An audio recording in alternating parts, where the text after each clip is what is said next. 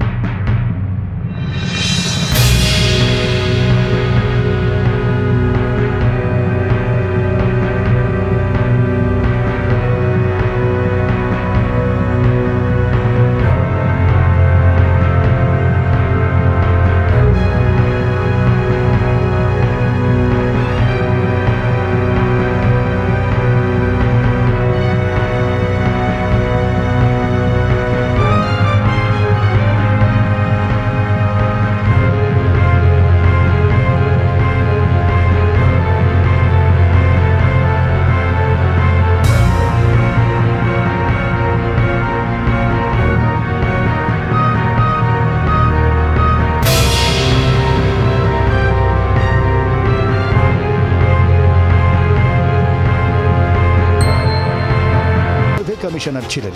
Survey কমিশনারের আওতায় সম্পত্তি খতিয়ে দেখা হতো। নয়া আইনে এই দায়িত্ব পালন করবেন জেলা শাসক। জেলা শাসকের রিপোর্ট মানতে হবে ওয়াকফ বোর্ডকে। এই জায়গায় বিরোধীদের প্রশ্ন, মামলা যদি ওয়াকফ বনাম সরকার হয়, জেলা শাসক নিরপেক্ষ আদৌ থাকবেন? ওয়াকফের জমি সরকারিভাবে দখলের আশঙ্কা করছেন বিরোধীরা। বিরোধীদের যুক্তি, ওয়াকফ চাইলেই জমি আগেও হাতিয়ে নিতে পারত না। একজন নিরপেক্ষ সার্ভে কমিশনারকে দিয়েই তা করাতে হতো এবং তাকে সরকারই নিয়োগ করে।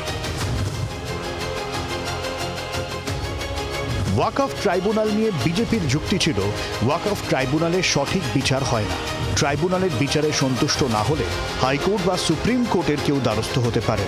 নয়া আইনে সেই সংস্থান রাখা হয়েছে।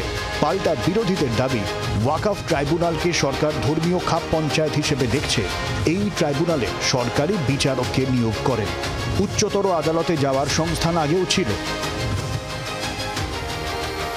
তবে সবথেকে বিতর্কিত যে ধারা, ওয়াকফ বোর্ডে অমুসলিমদের রাখার বিষয়টি। নয়া আইনে কেন্দ্রীয় ওয়াকফ কাউন্সিলে অমুসলিমরা থাকতে পারেন। 22 সদস্যের কেন্দ্রীয় ওয়াকফ কাউন্সিলে 4 জন অমুসলিম থাকতে পারেন। রাজ্য ওয়াকফ বোর্ডের 11 সদস্যের মধ্যে 3 জন অমুসলিম থাকতে পারেন। ওয়াকফ কাউন্সিলে 2 জন মহিলা মুসলিম রাখার সংস্থান রাখা হয়েছে। পসমান্দা মুসলিমদেরও রাখার সংস্থান আছে। বিরোধীদের পাল্টা অভিযোগ, এটা তো ধর্মে হস্তক্ষেপ করা।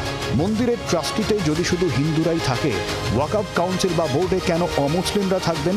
মন্দির ট্রাস্টিতেও কি দলিতদের রাখা যাবে? বিজেপির পাল্টা যুক্তি, অমুসলিমদের জমির ওপর ওয়াকফ নিজের অধিকার জাহির করতে পারলে ওয়াকফে অমুসলিম থাকা সমস্যা কোথায়? তাদের দাবি, ওয়াকফ নিয়ে ইসলামে সুস্পষ্ট ধারণা আছে, ওয়াকফ বোর্ড নিয়ে নয়। গরিবদের জন্য ওয়াকফ বোর্ড কোনো কাজ করে না বলে দাবি সরকারের। পাল্টা ধর্মীয় স্বাধীনতার হস্তক্ষেপে সুর চড়াচ্ছে বিরোধীরা।